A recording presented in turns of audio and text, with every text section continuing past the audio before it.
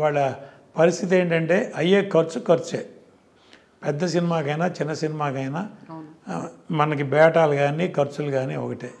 ప్రతాడు caravan అని పెట్టాడు. ఒక సినిమా షూటింగ్ ఫ్లోర్ బయట ఒక మినీ బస్ స్టాండ్ చూస్తున్నాం మనం. ఒక్కొక్క పెద్ద హీరోకి 2 క్యారవాన్లు కావాలి, మళ్ళీ ఒకటి కూడా కాదు. పెద్ద హీరోకి పెద్ద హీరోయిన్కి అనకూడదు ప్రొడ్యూసర్ ఖర్చు.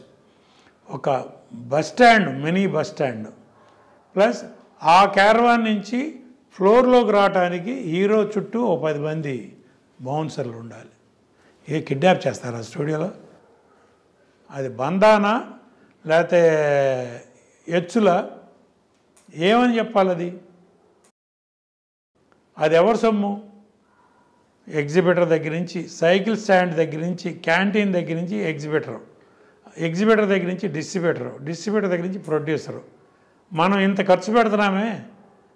నేను సినిమా తీసే రోజుల్లో విజయబాబు నాయుడు గారు ప్రొడ్యూసర్ కౌన్సిల్లో మాతో అందరం కలిసి మెంబర్లు అమ్మ, ఆఫీస్ బేరర్ అయిన విజయబాబు నాయుడు గారు అనేవారు, మనం వాళ్ళ సెట్లో ఒక కాఫీ ఎవరికన్నా ఇచ్చామంటే రేపు థియేటర్లో 4 టికెట్లు అమ్మాలి. అన్నీ పోయి ఆఖరికి ప్రొడ్యూసర్కి ఆ కాఫీ డబ్బు రావడానికి థియేటర్లో 4 టికెట్లు అమ్మితే కానీ మనకి కాఫీ డబ్బు రికవర్ అవ్వదు అనేవాడు. అట్లా క్యాలిక్యులేషన్ ఎవరికైనా ఉందా? వాళ్ళ క్యాలిక్యులేషన్ కాదు. అట్లీస్ట్ మనం ఎంతలో సినిమా తీస్తున్నాం, ఎంతకు అమ్ముతున్నాం, అమ్మలేదు కొనేవాళ్ళు లేడు, మనం రిలీజ్ చేస్తే సేఫ్గా ఉంటామా? అయితే ఈ అమ్మడానికి కూడా ఈ మధ్య కాలంలో వస్తున్నటువంటి విపరీతమైనటువంటి పబ్లిసిటీలు అనేవి చూస్తున్నారు, లేకుంటే దానికి సంబంధించి ప్రీ రిలీజ్ ఫంక్షన్లు అనేవి జరుగుతున్నాయి.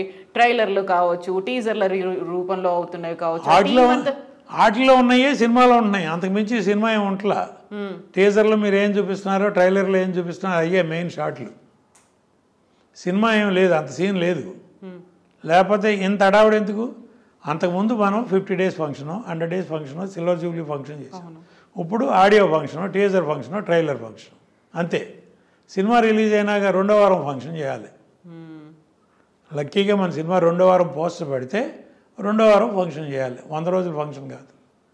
అయితే మిగతా ఫిల్మ్ ఇండస్ట్రీ లైక్ బాలీవుడ్ కావచ్చు, కోలీవుడ్, మాలీవుడ్, శాండల్వుడ్ ఇలాంటివన్నిటికంటే కూడా టాలీవుడ్లోనే ఎక్కువ రికార్డ్స్ అనేవి క్రియేట్ అవుతున్నాయి. గతంలో బాలీవుడ్ కంటే కూడా ఇప్పుడు టాలీవుడ్ని చూస్తున్న జనాల సంఖ్య పెరిగింది అనుకున్నప్పుడు, ఒక పక్కన బాహుబలి 2 రికార్డ్స్ క్రియేట్ చేసింది, RRR ఏమో ఆస్కార్ దాకా వెళ్ళింది, పుష్పలో యాక్ట్ చేసినటువంటి అల్లు అర్జున్కి జాతీయ ఉత్తమ నటుడు, మిగతా వాటిలో కనిపించిందంతా మన దగ్గర కనిపిస్తుంది, రికార్డులు కనిపిస్తున్నాయి, అన్నీ కనిపిస్తున్నాయి. మన దగ్గర క్రియేటర్స్ ఉన్నారమ్మా. క్రియేటర్స్ వెనకాల పెద్ద బ్యానర్లు ఉన్నారు, పెట్టుబడి పెట్టే సినిమాలు ఉన్నాయి, కార్పొరేట్ కంపెనీలు ఉన్నారు, ఆ cinema houses like Ashwini Dutt గారు ఆ సినిమా చేయాలంటే ఇప్పుడు వాళ్ళ అల్లుడు డైరెక్టర్ అవ్వచ్చు, బట్ ఆయన ఒక డైరెక్టరే.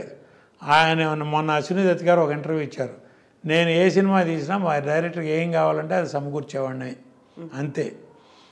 నేను మొదల నుంచి అదే సిస్టమ్ ఫాలో అయ్యాను, ఇప్పటికీ అదే చేస్తున్నా. మా అల్లుడని కంట్రోల్ చేసింది లేదు, వేరే డైరెక్టర్ అని చెప్పి ఇష్టం వచ్చినట్టు ఖర్చు పెట్టింది లేదు. డైరెక్టర్కి ఏం కావాలో నేను అది డిస్కస్ చేసేవాడిని, ముందు ప్రొవైడ్ చేసేవాడిని. అట్లా ఎంతమంది చేస్తున్నారమ్మా? ఇప్పుడు ఒక బడ్జెట్, ఒక ప్లాను ఎంత ఖర్చు అవుతుంది? ఇప్పుడు ఒక ఆర్టిస్ట్ బాంబే నుంచి తీసుకొస్తున్నామమ్మా, ఒక 10-12 ఎయిర్ టికెట్లు ఇవ్వాలి, దానిలో ఒక 4-5 ఎగ్జిక్యూటివ్ టికెట్లు, ఒక 1/2 డజన్ మినిమం 5 స్టార్ హోటల్ రూమ్లు, దానిలో 2 సూట్ రూమ్లు, వీలైతే ప్రెసిడెంట్ సూట్ రూమ్లు. ఈ మధ్య కొత్త ట్రెండు, ఎక్కడికైనా అవుట్డోర్ వెళ్ళాలంటే హెలికాప్టర్లో, సొంత చాపర్లో వెళ్ళాల్సిందే. మామూలుగా రెగ్యులర్ ఫ్లైట్లు మనకి అందవు. అట్లాంటి ఖర్చు ఎవరిదమ్మా? 2 చొప్పున క్యారవాన్లు పెట్టే ఖర్చు ఎవరిదమ్మా? బౌన్సర్ల ఖర్చు ఎవరిదమ్మా? బౌన్సర్ ఒక్కొక్కడు రోజుకు 1000-1500, ఆ సినిమాని బట్టి ఆ హీరోని బట్టి 2000 దాకా వెళ్తూ ఉంది. ఆ 2000 ఇంటూ 10 మంది రోజుకి 20,000. 10 మందా 20 మంది అనేది మినిమం 10 మంది, 20,000 చొప్పున మీరు 100 రోజులు సినిమా చేస్తే 2 కోట్లు అక్కడ అయిపోతాను. ఇవన్నీ డిమాండ్ చేస్తుంది. మీరు తెర మీద చూపిన ఖర్చులు ఇవన్నీ నేను చెప్తున్నా. మీరు క్యారవాన్లో అంతకుముందు Ramarao Naidu sir up to Chiranjeevi garu, Balakrishna గారు, ఆ తరం వరకు అవుట్డోర్ షూటింగ్ అయితే చెట్టు కింద కూర్చునేవాళ్ళు, లేకపోతే ఒక ఫ్యాన్ పెట్టుకునేవాళ్ళు, టేబుల్ ఫ్యాన్ ఒకటి, ఇంపోర్టెడ్ ఫ్యాను, దాని పక్కన కూర్చునేవాళ్ళు. అక్కడ వేరుశనకాయలు తింటాను, పకోడీలు తింటాను, పేకాడతాను, షార్ట్ రెడీ అంటే చూసేవాళ్ళు.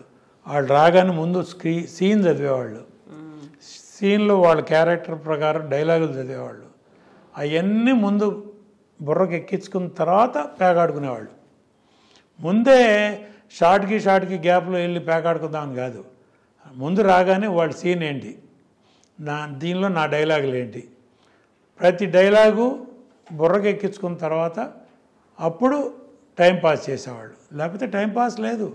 ఆర్టిస్ట్ ఏం చేస్తారు, దానికి అనుకూలంగా మనం కౌంటర్ ఏం చేయాలి అని ఆలోచించేవాళ్ళు ఆర్టిస్టులు ఆ రోజుల్లో. ఎస్వి రంగారావు గారు రిహార్సల్లో ఒకటి చేసేవాడు, టేక్లో ఒకటి చేసేవాడు. దానికి తగ్గట్టు నాగేశ్వరరావు, రామారావు గారు, సావిత్రి గారు వాళ్ళు చేసేవాళ్ళు, జగ్గయ్య గారు. ఆ పోటీ స్పిరిట్ ఎక్కడుందమ్మా? లొకేషన్లో రిహార్సల్స్ ఎక్కడ ఉన్నాయమ్మా? మీ డైలాగ్ తర్వాత మీ డైలాగ్ అట్లా 5-6 ఆర్టిస్టులు ఇన్ ఏ రో ఒక షాట్ పెట్టి తీస్తున్నావా? ఒక డైలాగ్ తర్వాత ఒక డైలాగ్ అని చెప్పి ఒక 4-5 ఆర్టిస్టులు చేస్తున్నావా? అన్నీ కట్ షాట్లేగా.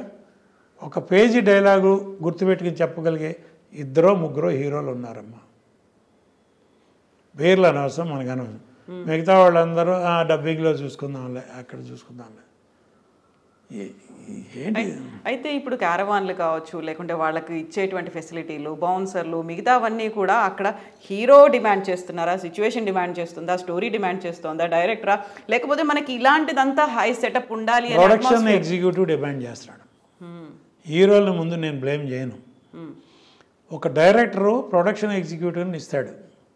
ప్రొడ్యూసర్ కంటూ మేనేజర్ లేదు. నాకు దోనేపూడి ప్రసాద్ అని ఇప్పుడు ఏబిఎన్ ఆంధ్రజ్యోతిలో మేనేజర్గా ఉన్నారు, దోనేపూడి. ఆయన నాకు ప్రొడక్షన్ ఎగ్జిక్యూటివ్.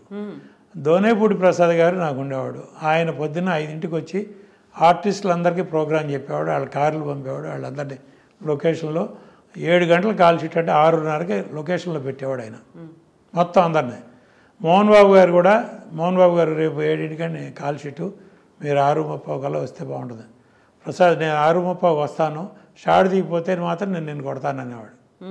అంత చనువు. అట్లా చేసి ఒకళ్ళు పోటీగా చేసేవాళ్ళం. వాడు అసలు 7 గంటలకు వచ్చేవాళ్ళు ఎవరమ్మా? రోజుకు 2 కాల్ షీట్లు పనిచేస్తున్నారు. 2 కాల్ షీట్లకి 2 పేమెంట్లు. 9 to 1 ఒకళ్ళు, 1 to 6 లేకపోతే 1 to 2 ఒకళ్ళు. ఇంకా మీకు సబ్జెక్ట్ మీద కాన్సన్ట్రేషన్ ఉంటుంది, మీ డైలాగ్ మీద. మెకానికల్ ఆర్టిస్టులు కూడా వస్తున్నారు. డే వైజ్ పేమెంట్ అంతకుముందు వచ్చిందా?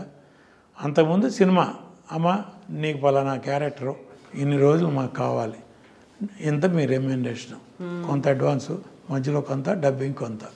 అది అండర్స్టాండింగ్. అనుకున్న ప్రకారం వాళ్ళు డేట్లు ఇచ్చేవారు. ఇన్ రైటింగ్ కొంతమంది, నేనైతే ఇన్ రైటింగ్ తీసుకున్నాను అందరి దగ్గర.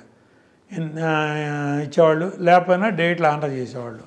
వాడు అసలు డేట్లు ఇన్ రైటింగ్ ఇచ్చేవాళ్ళు ఎవరమ్మా? ఒక్కళ్ళని చెప్పండి చూద్దాం. ఆ హీరో ఎప్పుడంటే అప్పుడు సినిమా షూటింగు, దానికి ఆ రోజున ఆర్టిస్టులు ఎవరు దొరుకుతారు, ఏంటి కాంబినేషను అని చెప్పాలి. ఇవన్నీ జరుగుతున్న విషయాలు అందరికీ తెలుసమ్మా. ఎవరు మాట్లాడినప్పుడు నా పోటాడు సౌత్ ఇండియన్ ఫిల్మ్ ఛాంబర్లో ఉండి నాకు వచ్చే కంప్లైంట్లే ఇయ్యమ్మా.